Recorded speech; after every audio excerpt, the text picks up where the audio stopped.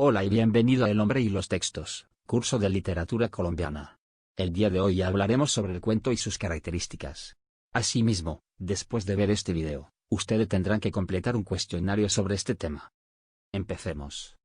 Un cuento es la narración de una historia imaginaria y que puede estar basada, o no, en hechos reales. Puede manifestarse de manera escrita u oral. La palabra cuento proviene del latín y significa contar. El cuento es uno de los géneros narrativos, como la novela o la crónica, y está conformado por subgéneros como ciencia ficción, aventuras, fantasía, terror, entre otros. Se distingue de la novela por su menor extensión. Entre las principales características de un cuento se destacan que puede estar narrado en primera, segunda o tercera persona. A diferencia de la novela, es una narración breve con trama simple y pocos personajes. Mantiene la misma estructura que una novela, tiene una introducción, un nudo y un desenlace. Causa emociones en el lector oyente, de manera rápida.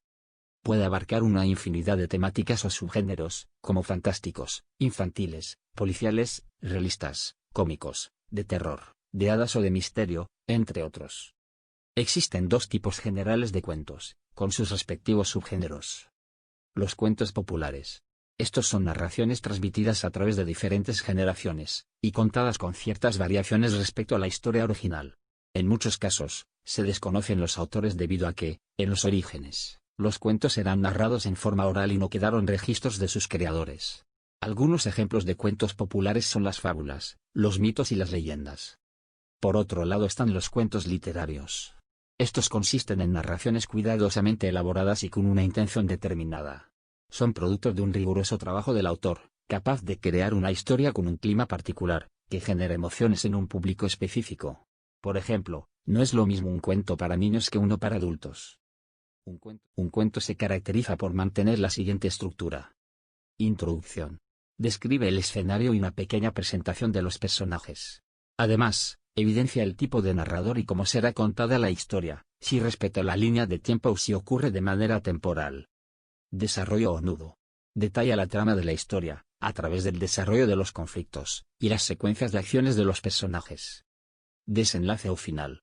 Describe la resolución de los conflictos, y de las acciones que tuvieron lugar durante el desarrollo, y puede plantearse como un final abierto, trágico o un feliz, entre otros. Todo cuento tiene determinados elementos. Los personajes.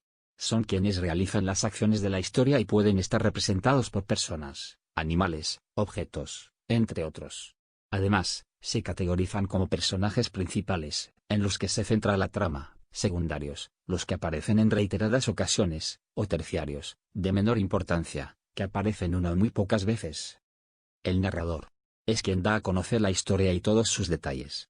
Puede contar la historia de diferentes maneras, desde el lugar del protagonista, en primera persona, o desde un lugar omnisciente, que conoce cada detalle de lo sucedido y lo narra de manera objetiva. Las acciones. Son los acontecimientos que llevan a cabo todos los personajes. Suelen ocurrir en un determinado tiempo y lugar, y son las que le dan curso al cuento, desde los enredos hasta la develación de la historia. La atmósfera. Es el clima que adquiere la historia, que puede ser de tensión, de placer, de temor, de familiaridad, entre otros. Está asociada con el ambiente en el que ocurren las acciones, y con las emociones que puede generar en el lector. El tiempo. Es la duración de la historia, que puede ser de tan solo unas pocas horas, días o años. Además, el paso del tiempo condiciona o altera el rol de los personajes.